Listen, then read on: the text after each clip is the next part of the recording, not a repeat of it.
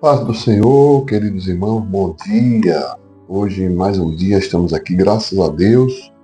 Estamos felizes em estar chegando, né? Hoje é o penúltimo dia da nossa campanha, ó, Caminho da Santidade. Irmãos, como é sério, né? Como é sério, como a Bíblia trata esse processo de transformação, de regeneração do ser humano de forma séria, né? O apóstolo Paulo escrevendo aos Gálatas, lá no capítulo 5, ele vai falar muito mais sobre as evidências daquilo que é carne em nossa vida do que os próprios frutos do Espírito, né? Ele vai fazer essa comparação de quem vive na carne, quem vive no Espírito e os frutos de cada vida, né? Então hoje, lá no versículo 16, o tema base diz assim, ó, digo, porém, o seguinte, vivam no Espírito e vocês jamais satisfarão os desejos da carne. Amém, queridos? Então, se não houver, irmãos, uma disposição mental em obedecer, né?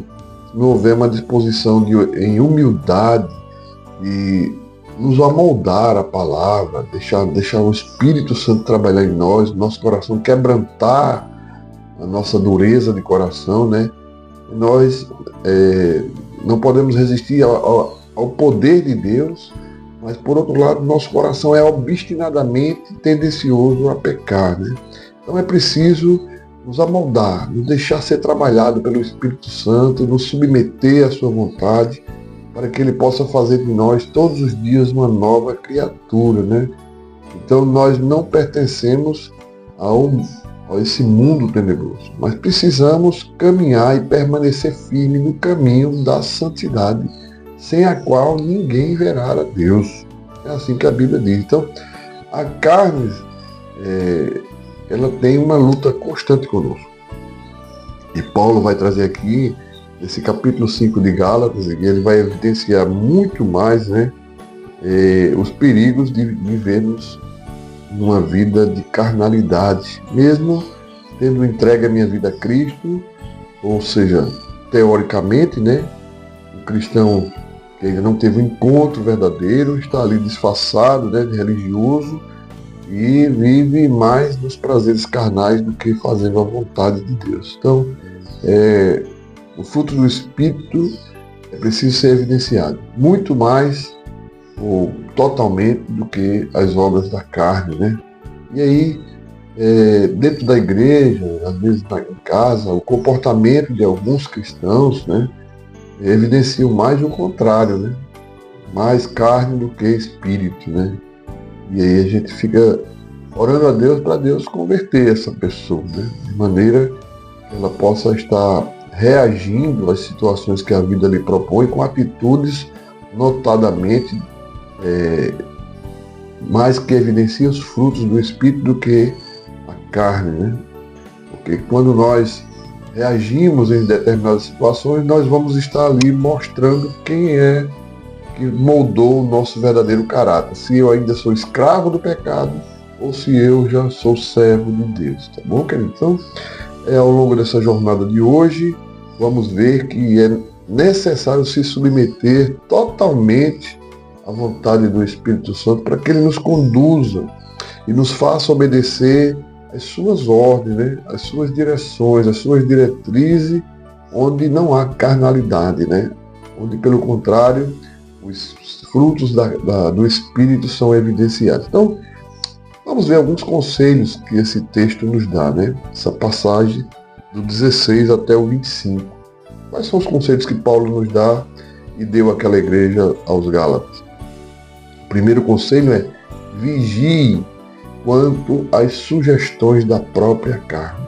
No versículo 19 até o 21, Paulo vai listar aqui uma série de atitudes carnais que nós precisamos vigiar para não cairmos nessas tentações, tá certo? Então, procure identificar dentro de você aí, em relação às suas reações, o seu comportamento durante a sua jornada diária e trave uma verdadeira batalha, né?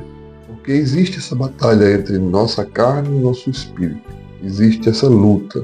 Então, como nós podemos vencer a nossa carnalidade e viver uma vida digna da vontade de Deus.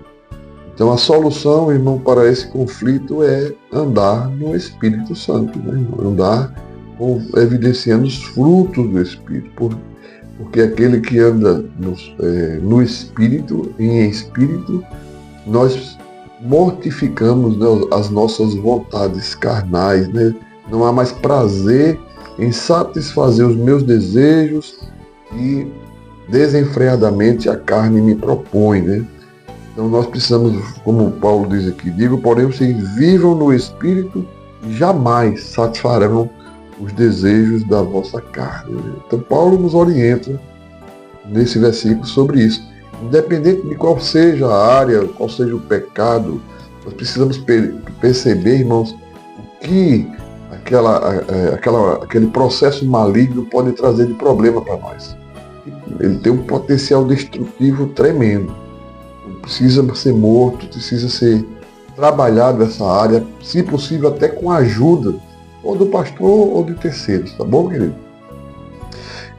No entanto, irmãos, quando nós identificamos essa área, quando nós tratamos essa área, quando há uma correção da rota, há uma vida plena. Nós passamos a dominar aqueles, vamos dizer assim, aqueles desejos desenfreados por isso e por aquilo, e o Espírito Santo continua nos conduzindo no caminho da santidade.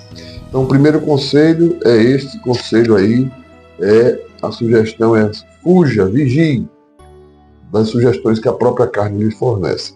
Lá no versículo 24, Paulo dá a segunda sugestão, ele diz assim, nós pertencemos a Cristo e não à carne, porque a carne já foi crucificada. No versículo 24, você vai ver, ele vai dizer assim, e os que são de Cristo Jesus crucificaram a carne com as suas paixões e desejos.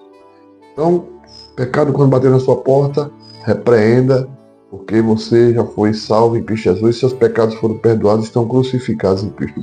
O sacrifício de Cristo na cruz do Calvário foi suficiente para nos fazer vitoriosos contra a nossa própria carne. Nós vencemos através dele. Estou crucificado em Cristo, já não vivo eu, mas Cristo vive em mim. Essa deve ser o nosso pensamento, né? É confiando nesse propósito, nesse projeto, nessa realidade, né, que aprenderemos a dominar os nossos impulsos, porque nós, com as nossas próprias forças, não conseguiríamos resistir.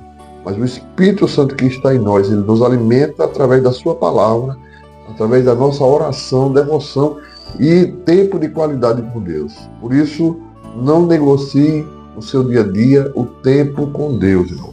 Terceiro e último conselho está no versículo 22 ao 23, né?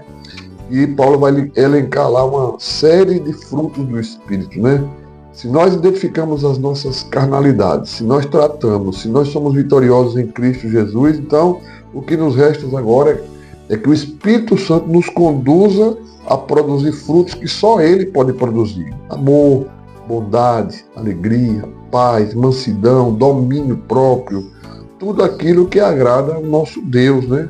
Então não permita, irmão, não permita, irmã, que a sua carne deseje ou esteja no controle das ações da sua vida, das reações, dos seus comportamentos, dos seus pensamentos e dos seus sentimentos, né? Deixe que Deus lhe molde, que você possa ser transformado dia a dia com um coração de servo, com um coração de serva, humilde, sendo transparente com Ele, dizendo para Ele, porque Ele já sabe que você é. Nós, às vezes nos escondemos atrás de uma capa, né? E achando que Deus não está vendo. Ele é onisciente, é onipresente, irmãos. É um Deus transcendente que está no céu, sim, mas também é um Deus imanente que está aqui conosco.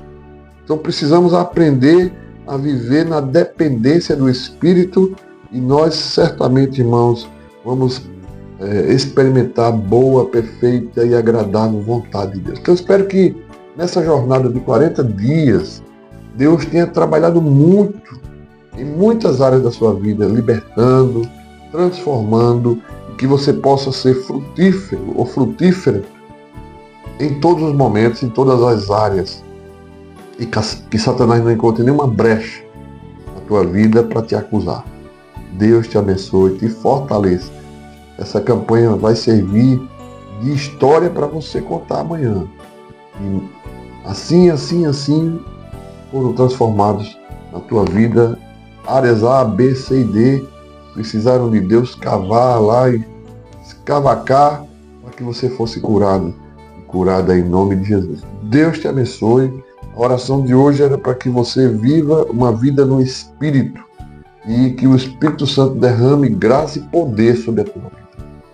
Em nome de Jesus. É assim que nós oramos, Pai, para que o Senhor possa vivificar toda a tua igreja, todo o teu povo, em nome de Jesus. Amém.